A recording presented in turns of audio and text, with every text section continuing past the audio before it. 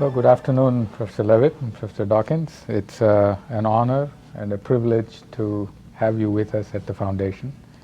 And it's an extraordinary privilege for me to be able to even sit together and talk to you about your fields and perhaps connect some aspect of the work of the Foundation.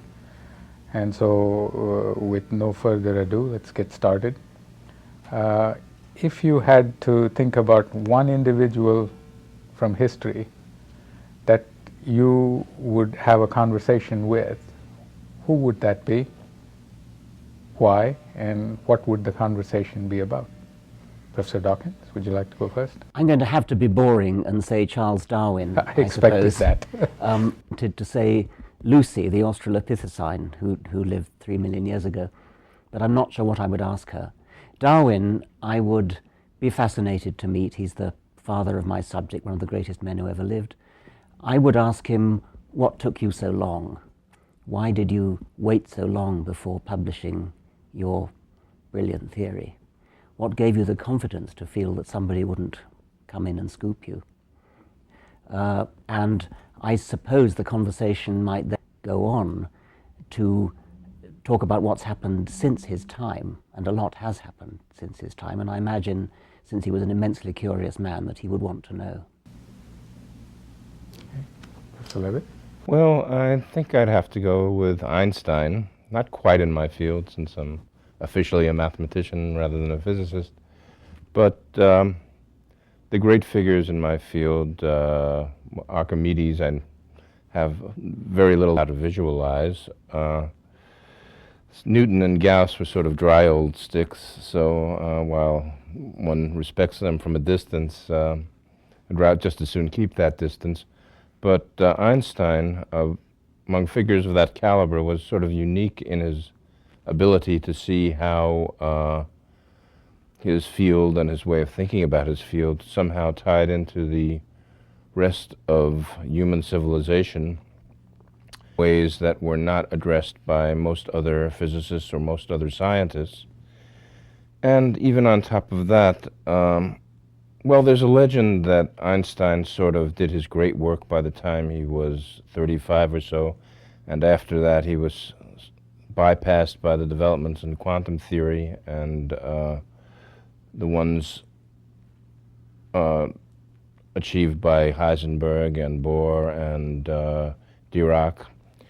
But I think that standard history of physics is under revision right now, and the insights that Einstein had into the foundations of physics, which were poo-pooed by physicists for about 50 years, I think are surfacing again. So I think that Einstein is having his gentle revenge against all the people who dismissed him as sort of a hopeless old fogey by 1925. So I'd really like to get some of his insights direction, which physics should go in these days of superstring theory and brain theory and so forth. Would such a conversation and his insights relative to everything that has happened since his time validate his own conclusion that God does not play dice? Well, with the aid of a not terribly well-known physicist named David Bohm, it would, at least in part. Einstein was notorious in the physics community for insisting that there were, in fact, causal models of physics even at the micro level, which were dismissed by the Copenhagen inventors of quantum mechanics. And Bohm showed about 1950 that, in fact, you could get round the prohibitions that the Heisenberg and Bohr and von Neumann had insisted upon, and usually make sense of quantum physics in more or less classical terms. That's not the only way of approaching it, and it's still very contentious.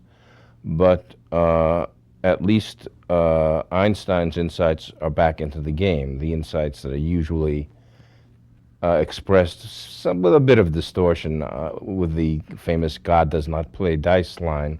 But what Einstein was really getting at was that it should be able to do operations of physics without making probabilistic notions irreducible, that you could actually get a dynamical notion of physics, even in the quantum sphere, which would eliminate the sort of randomness that's associated with most quantum mechanical models.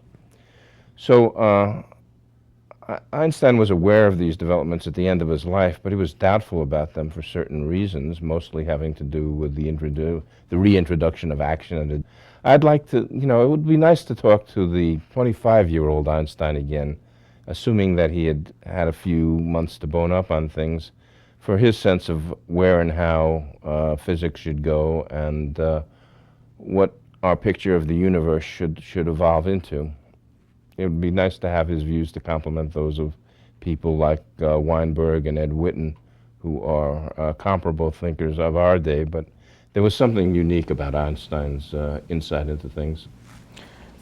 Let's take a slightly different direction, perhaps more along what Professor Dawkins might be familiar with, but at the same time, your book, Higher Superstition, is a departure from mathematics, oh, yes. in no uncertain terms. So, and that has to do with, and I want to come back, talk about memes. I'm sure you would say that there is really no quality that is assignable to memes in terms of functionality or dysfunctionality at the same time. It would seem that if you were to look at current times, that there are quite a few operant memes that one could categorize as dysfunctional. If that's a reasonable question, would you care to address it? I'm not deeply wedded to the idea that memes are actually a good explanatory model for human culture. For me, they're a way of emphasizing that it isn't only genes that are self-replicating entities that can serve in a Darwinian model. The idea of a meme, as opposed to a more purposive view of human culture, is that these are replicating entities. They're things which make copies of themselves through the soup of human culture, human brains. And so you can think of them as having a kind of autonomy in the same sort of way as one thinks of genes, simply speaking. In neither case do they do it with any kind of deliberation. So the question is it helpful to explain the way human culture works by saying that certain ideas, certain fashions have a strong intrinsic tendency to copy themselves? Another way to put that is just that they're appealing to human minds. People like them, people enjoy them, and that's why they copy them and pass them on. Everybody finds it a helpful way of looking at things. I find it helpful only in certain limited spheres. I think it's pretty helpful in the case of religion, where we have to explain why it is that people in different parts of the world, people of different ethnic backgrounds, believe different mutually contradictory things about the cosmos, about life, about what's right and wrong. And it does make a lot of sense to say that children especially tend what they're told by their parents or by their elders, and probably for good Darwinian reasons, good genetic Darwinian reasons, that it would make sense for the human brain to be pre-programmed to believe whatever the elders say. After all, it's dangerous for a child to go out there and pick up snakes or eat berries or do these things. It's sense for the child brain to have built into it a rule of thumb: believe whatever your elders tell you, believe whatever your parents tell you.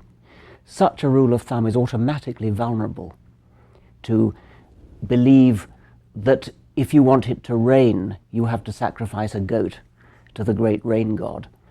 Whatever it is that happens to be the belief of the culture, once it starts, it gets passed on to the child, to the grandchild, to the great-grandchild, and so on. That's, I think, a constructive use of meme theory. That really does explain why peoples in different parts of the world believe things that have no basis whatever in fact or evidence and are mutually contradictory, but nevertheless they believe them extremely passionately and strongly. Professor Levitt, for example, in Higher Superstition, it's largely concerned, or it reflects your concerns about what has captured academic prize in the U.S. and perhaps the rest of in fact, largely the case in the rest of the world. Describing those things as memes, would you say, would you assign a quality or a value to it, saying those are dysfunctional or Well, I don't want to stick too narrowly to the issues that we addressed in Higher Superstition, Paul Gross and I addressed, because that book was concerned basically with with faddism and snobbery in academic life, which is not necessarily the most illuminating subject in the world when you're trying to think about the general tendencies of culture. But in the past couple of years, I have thought about the general relation of scientists to our culture, to our society, with the work we did on Higher Superstition as a starting point and an example. And in terms of meme theory, I think it suggests something that is both interesting and very disturbing, namely that some ideas and some chains of thought, some ways of thinking about things, tend to provoke what one might call an immune reaction, a certain instinctive repulsion or distaste for a way of handling things intellectually. I think one of the great dangers of our time is that science seems to have this allergenic quality to a lot of people.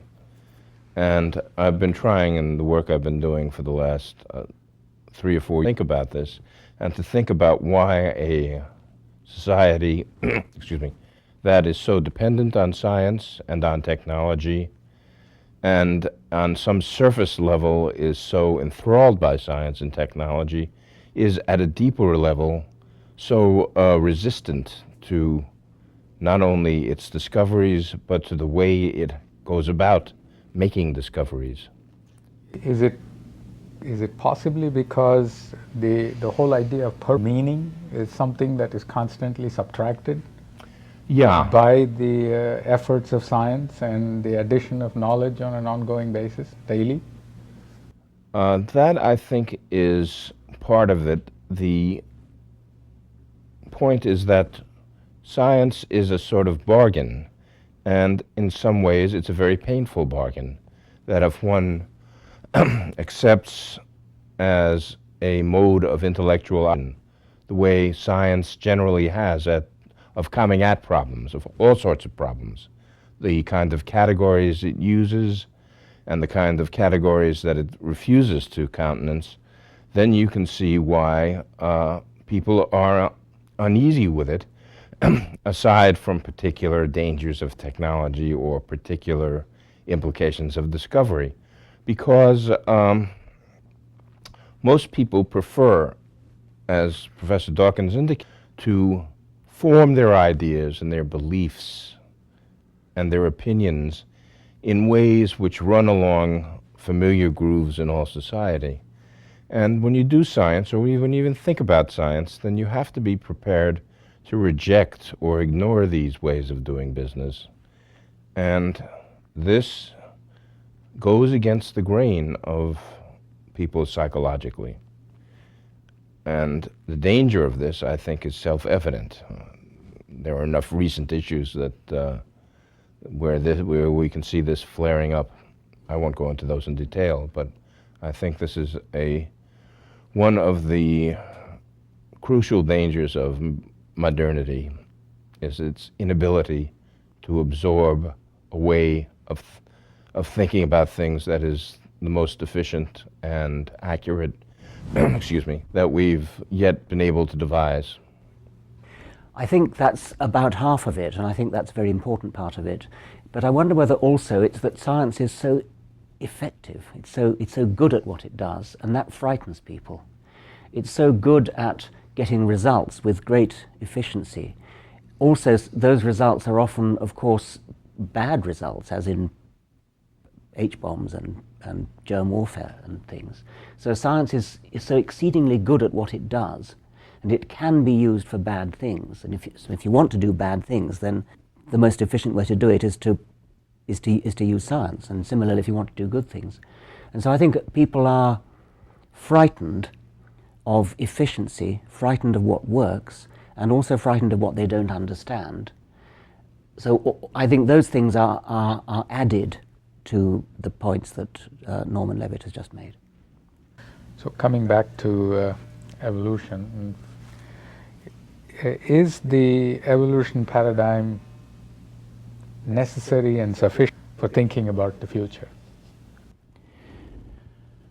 Well, I don't know about sufficient. It's necessary in the sense that it is the truth about how we got here in the past. It's the truth about why we exist. It's the truth about why we are the way that we are.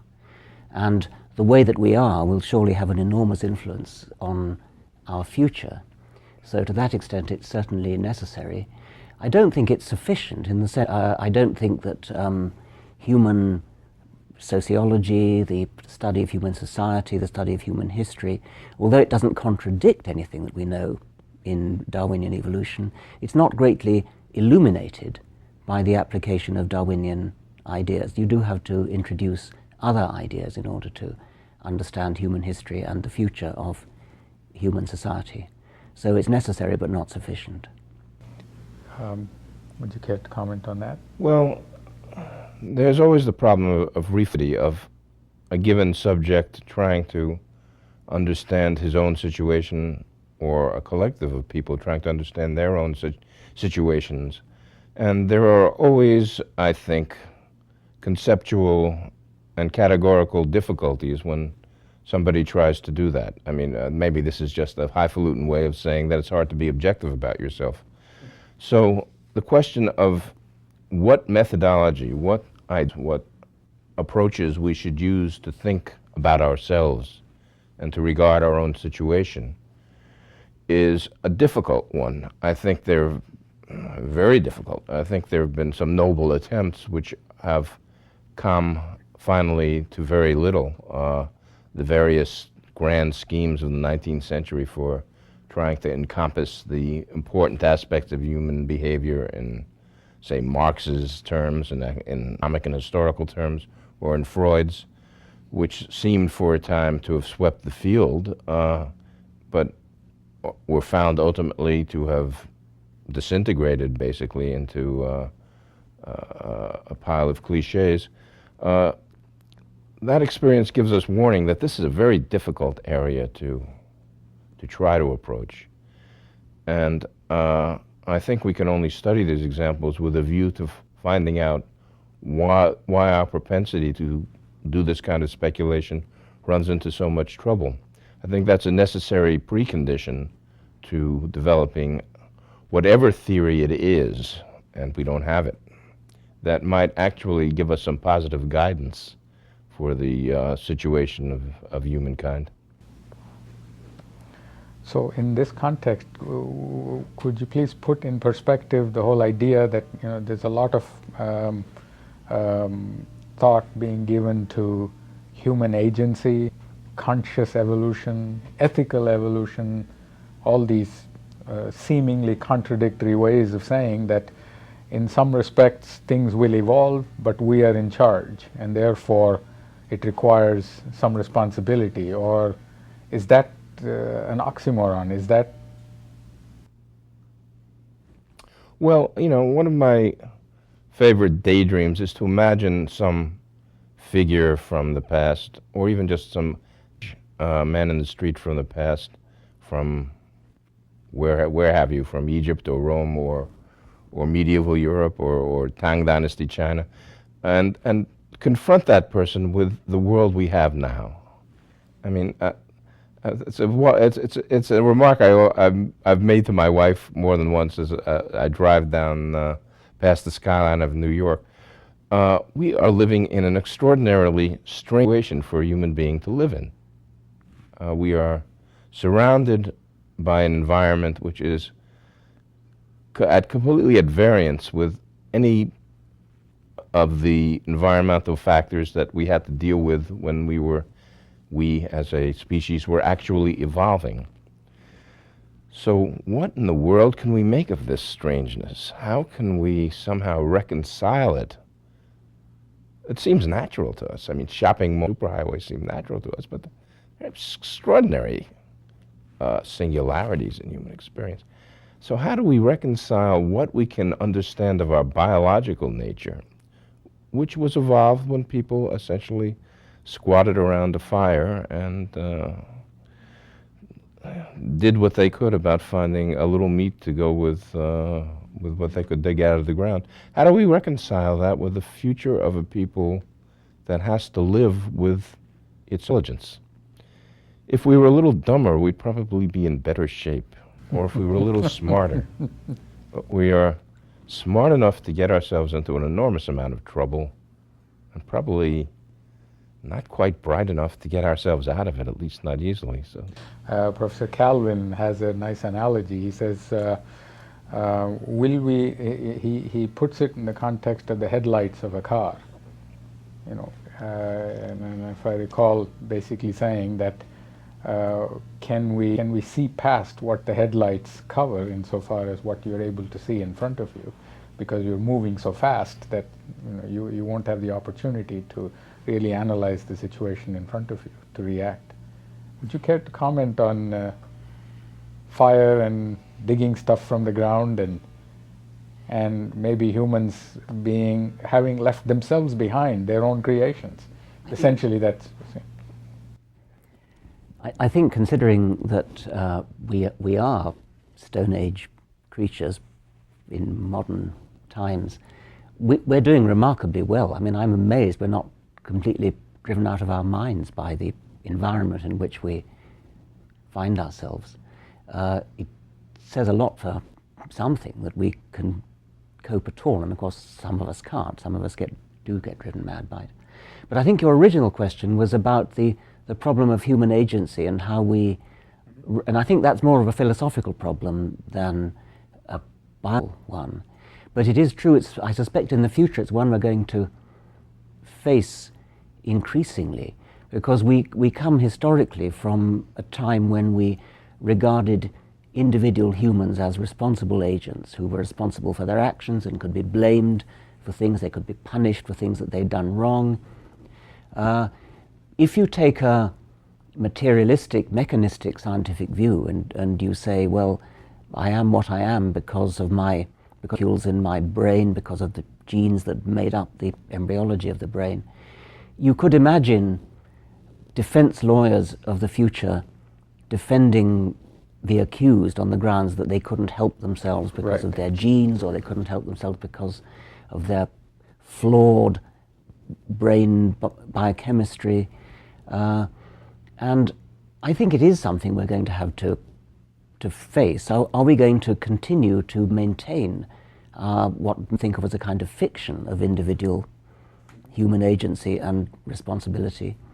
Or are we going to go over to a wholly mechanistic, materialistic point of view? And that's one of the things that in 1,000 years' time, if we could come back then, we might be surprised to find that just as if we go back 1,000 years to time of William the Conqueror, you'd meet a very different kind of view of the human condition.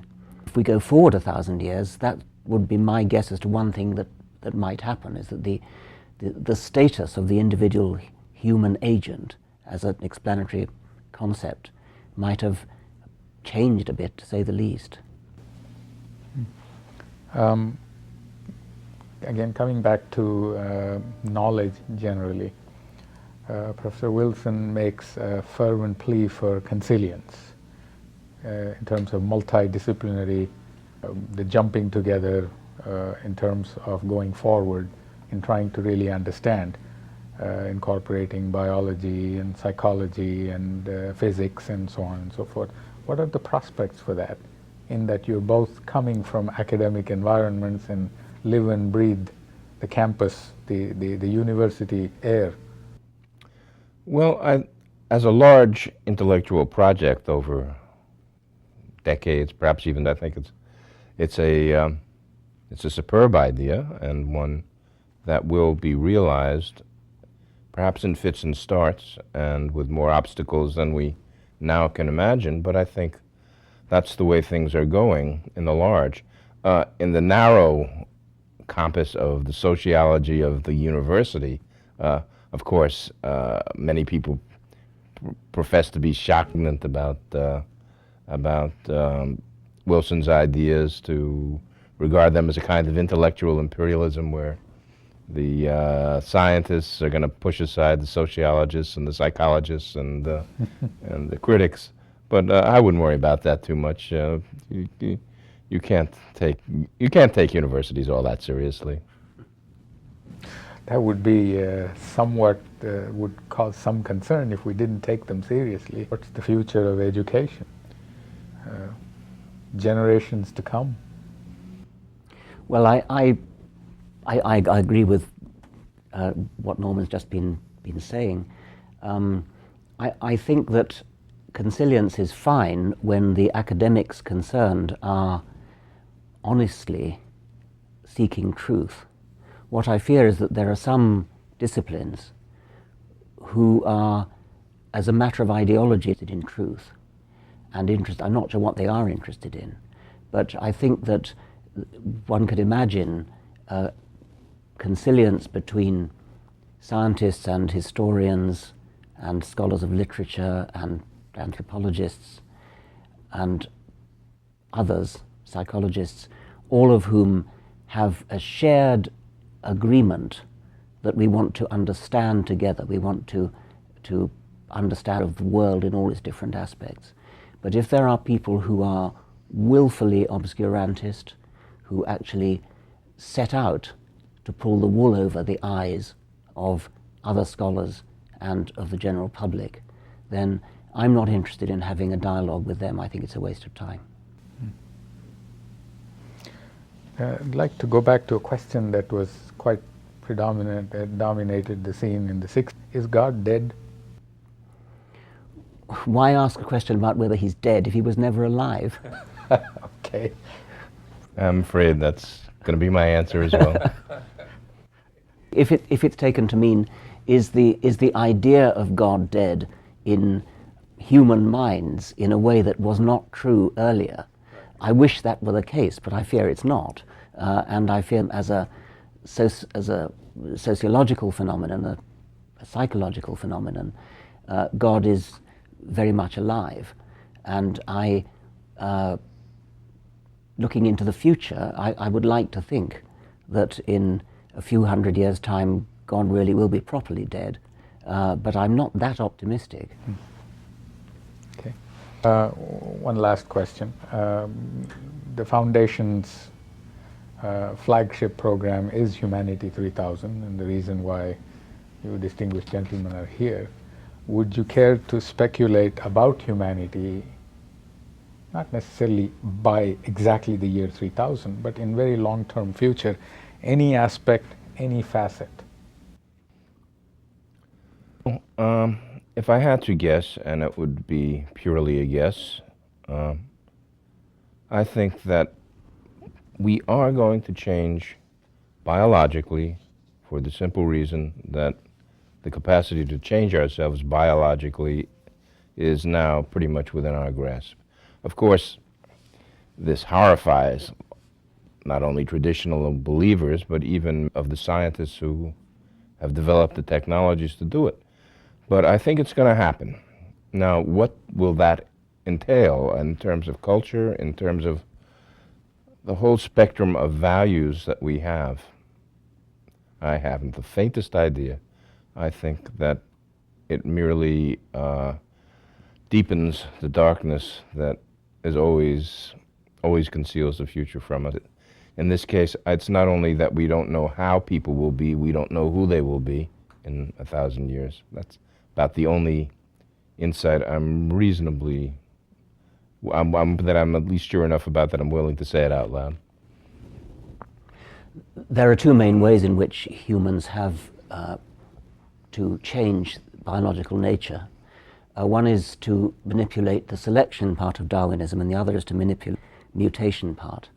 And the selection part we've been changing in domestic animals and plants for many centuries, and we've got huge differences in dogs, in cabbages, in agricultural plants, in cattle, pigs, and so on. We could have done that with humans. And the odd thing is that we apparently haven't. I mean, there doesn't seem to be any evidence for artificial selection having changed humans the same period as wolves have been changed into Pekingeses and poodles. So you could say that now we've reached the stage when technology can manipulate the mutation part of Darwinism, actually change the genes themselves, manipulate the genes themselves.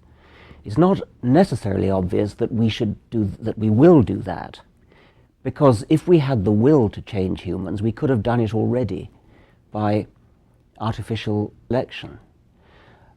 On the other hand, I think the indications are that we probably are going to use that kind of technology, and so I think I would agree that in 1,000 years' time we probably will find the results of genetic manipulation in humans.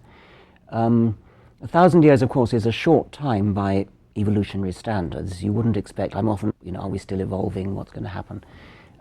You wouldn't expect to see any major evolutionary changes, no new species of humans, probably.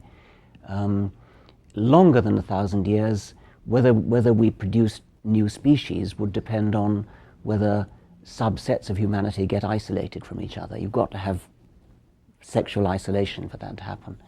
And the obvious effect for that would come from perhaps space travel. If there are colonies of humans sent out either into orbiting colonies or to set up great greenhouses on Mars or something, such that the gene flow between them shrinks to a trickle or to nothing at all, then there might be the possibility for speciation, for humanity to divide into different species. I think if that does happen, it'll be a lot longer in the future than 1,000 years. I think that there will be major changes, whether or not we change the nature of humanity in 1,000 years. The sort of world in which our descendants live in 1,000 years is likely to be stunningly different from, even in 100 years it's going to be stunningly different because of the advance of technology. The advance of computers, for example, which is happening at an enormous rate now and is still exponential. If that continues for even a few more decades, it'll have stunning effects. There's a similar effect in DNA technology to the famous Moore's law in technology, and it's very interesting to speculate about where we'll be in understanding biology in even 100 years, let alone 1,000 years. I think in 1,000 years the human life will be very much more different from the way it is now, even than human life today is from the way it was in the year 1,000 years. That's different enough. Well, I'd like to thank you both. It's been a pleasure. I wish we had a couple more hours.